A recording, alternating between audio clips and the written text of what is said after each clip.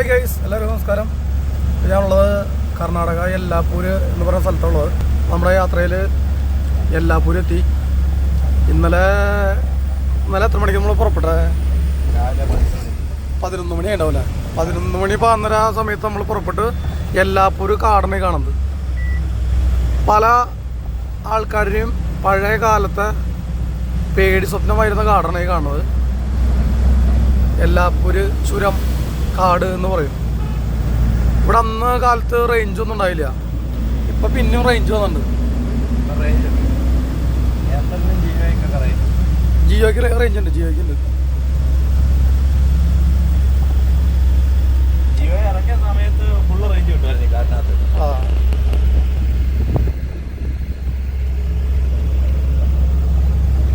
ഇത് ചുരം സാധാരണ വർഷക്കാലത്ത് നമുക്കൊരു പേടി സ്വപ്നമാണ്. കാരണം ഭയങ്കര മോശമായിട്ട് ഇടിഞ്ഞ് കിടക്കണ ചുരായിരുന്നു. ഈ പ്രാവശ്യം വലിയ കുഴപ്പമൊന്നുമില്ല അല്ലേ? എന്നാലും മഴ നിന്നെന്ന് പറയാൻ പറ്റില്ല. മഴയുണ്ട്.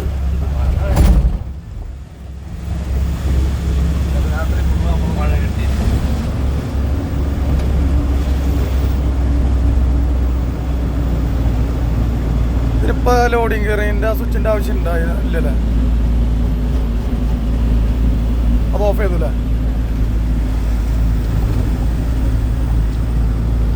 ഇതാണ് നമ്മുടെ പഴയ കാലത്ത് പേടി സ്വപ്നമായിരുന്ന യെല്ലാപ്പൂര് ചുരം. കള്ളന്മാരും കൊള്ളസംഘക്കാരും നീഗ്രോസുള്ള ഏകമുള്ളൊരു സ്ഥലമാണ് അതല്ലേ? ഈ നീഗ്രോസുകളോടെ വരാനുള്ള കാര്യം ചേട്ടനറിയോ? അറിയില്ലല്ലേ? നമ്മൾ ഒരു ബോൾട്ട് എടുക്കണ്ട. നമ്മൾ കേട്ടു പരിചയത്തിൽ പറയണെങ്കിൽ ഇതിൽ പണ്ട് കാലത്ത് ജോലിക്ക് കൊണ്ടുവന്നൊക്കെ പറയണേ. അങ്ങനെ പഴയ ഡ്രൈവർമാരും പഴയ ആൾക്കാരുകളും പറഞ്ഞുള്ള അറിയുന്ന മാത്രമേ നമുക്കുള്ളൂ. അങ്ങനെ ജോലി കഴിഞ്ഞിട്ട് ഇവരെ ഇവിടെ ഉപേക്ഷിച്ചിട്ട് പോയെന്ന് പറയണേ.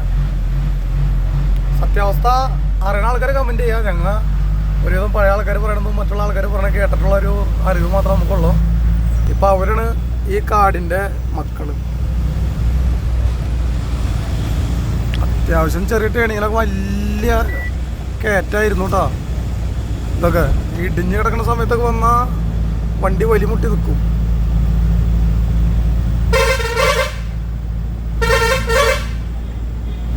പോ 2 വണ്ടി കറക്റ്റായിട്ട് പാസ് ചെയ്ത് പോവാം.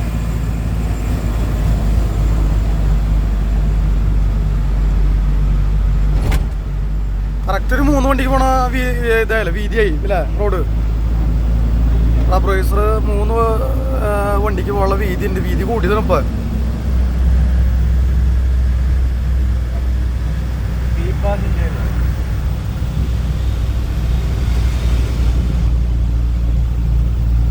വണ്ടികൾ തിരക്ക് കുറവുള്ളതെന്ന്, അല്ലെങ്കിൽ ഭയങ്കര തിരക്കും ബഹളമായിരുന്നു. തിരക്ക് കുറവാണ്.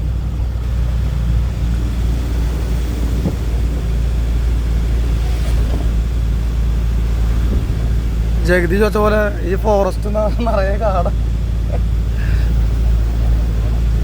ഈ ഫോറസ്റ്റ് മുഴുവൻ കാടാ. വണ്ടി കംപ്ലൈൻ്റ് കിടക്കുന്ന ഗോ സ്ലോ ആക്സിഡൻറ്റ് സോൺ എന്ന് പറഞ്ഞ് എഴുതിക്കുന്നത്. ടോപ്പ് ഗിയറിൽ ഇറങ്ങി കിലോമീറ്ററോളം ഇങ്ങനെ ഇറങ്ങി വരുമ്പോൾ ബ്രേക്ക് പോകും. അപ്പോൾ അത് നോക്കി സെക്കൻഡ് ഗിയറിലൊക്കെ ഇറങ്ങി വരണം. അപ്പോൾ വേണ്ട, വണ്ടി കംപ്ലൈൻ്റ് ആയിട്ട് പണിയുന്നതാണ്.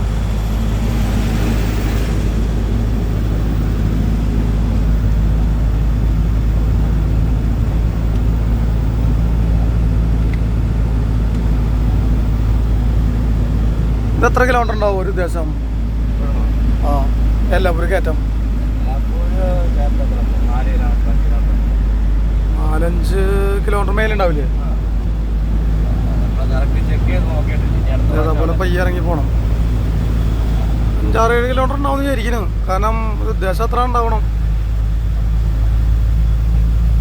ഓടി കയറി പോകുമ്പോൾ വലിയ ലോഡില്ലാത്ത വണ്ടികളൊക്കെ ആണെങ്കിൽ, ചെറിയ വണ്ടികളൊക്കെ ആണെങ്കിൽ വേഗം കയറി ചെല്ലും. വലിയ വണ്ടി ആണെങ്കിൽ പയ്യെ സെക്കൻഡ് ഗിയറൊക്കെ ഇട്ട് പയ്യെ കയറി ചെല്ലുള്ളൂ.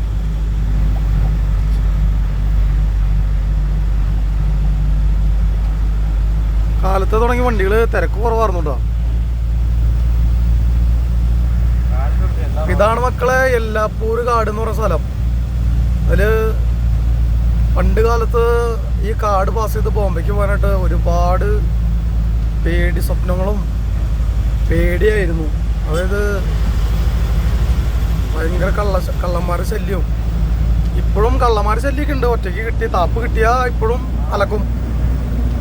അത് നോക്കിയും കണ്ട് കൈകാര്യം ചെയ്തില്ലെങ്കിൽ പണി കിട്ടും. നമ്മൾ പുതിയതായിട്ട് വരുന്ന ആൾക്കാർക്കാണ് ഏറ്റവും പണി കിട്ടാറ്. നല്ല സ്ഥലങ്ങൾ കാണുമ്പോഴേ ഒതുക്കി നിർത്തുമ്പോഴാണ് പിന്നെ കള്ളന്മാർ വന്ന് നമ്മളെ ആക്രമിക്കുകയും ശല്യം ചെയ്യണത്, ഓരോ കളവ് നടക്കണത്. ഇപ്പോൾ എനിക്കൊക്കെ ഓരോ അനുഭവങ്ങൾ ഉണ്ടായിട്ടുണ്ട്. ഒരു വണ്ടി കംപ്ലൈൻ്റ് ആയിട്ട് കിടന്നിട്ട് നമ്മൾ സഹായിക്കാൻ നിർത്തിയിട്ട് നമുക്ക് 8ൻ്റെ പണി കിട്ടിയിട്ടുണ്ട്. Don't drink and drive.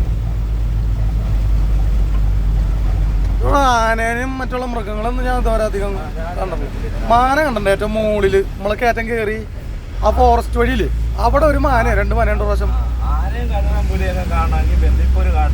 Bandipur കാട് പോകും. അവിടെ എപ്പോൾ പോയാലും കാണാലോ. അത് നമ്മള് നാടുകാണി വഴിക്ക് അല്ല വഴിക്കട വഴി കയറി വന്നാലും കാണാം. ഇപ്പറേ താമരശ്ശേരി വഴിക്ക് വന്നാലും കാണാം. വൈകുന്നേരം ഒരു 8:30 ആകുമ്പം കയറിയാൽ മതി. വഴി ഇത്തിരി മോശമായി തുടങ്ങി.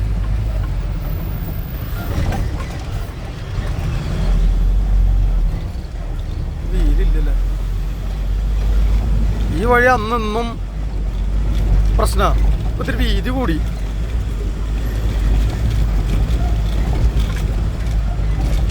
ഉണ്ട്. പണി നടക്കാൻ പോകുന്നുണ്ട് ഇവിടെ. മെറ്റല കൂട്ടിയിട്ട് പണി നടക്കണ്ട. വീതി ശരിക്കും കൂട്ടി.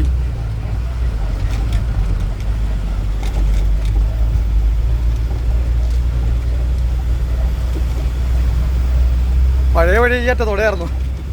അന്നത്തെ ഇടിച്ചലോട് കൂടി ഇത്ര വീതി വെച്ചു അല്ലേ. അറ്റം തുടങ്ങി ഏറ്റവും വരെ വീതിയായി. ആ മല ആ ഭാഗം ഇടിഞ്ഞൂല.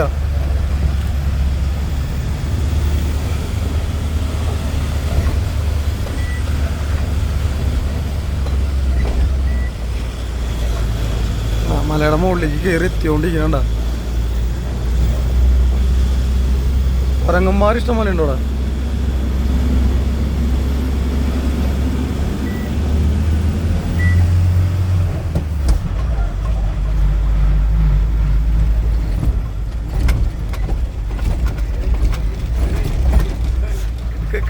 ചാട്ടം തന്നെ ചാട്ടം.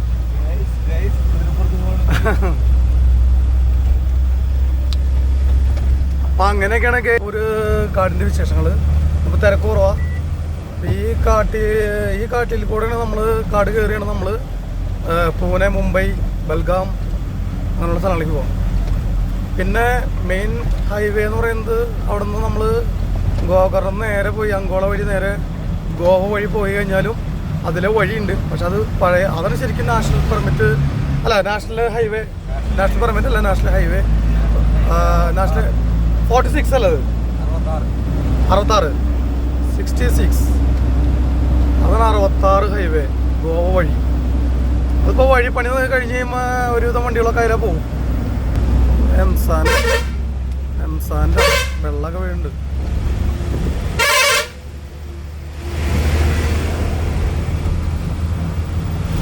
എംസാൻ്റെ മണലോ അങ്ങനത്തെ എന്ത് സാധനമാണ്. അപ്പോൾ യാത്രകൾ തുടർന്നുകൊണ്ടിരിക്കുന്നു കേസ്. ഇതൊക്കെയാണ് എല്ലാപ്പുര റോഡിൻ്റെ ഒരു കാഴ്ചകളൊക്കെ. അപ്പോൾ എല്ലാവരും പരമാവധി കണ്ട് മനസ്സിലാക്കി വെക്കുക. ഇനിയിപ്പോൾ എപ്പോഴെങ്കിലുമൊക്കെ ഇതിൽ വരണമെങ്കിൽ ഇടയ്ക്ക് ഇതൊക്കെ ഒരു ഓർമ്മയായിട്ടിരിക്കട്ടെ, എല്ലാവർക്കും ഒരു അനുഭവമായിട്ടിരിക്കട്ടെ. എല്ലാവരും ലൈക്ക്, കമൻറ്റ്, ഷെയറൊക്കെ ചെയ്യുക. ഓക്കെ, മറ്റൊരു വീഡിയോയിൽ കാണുമ്പോഴേക്കും ബായ്.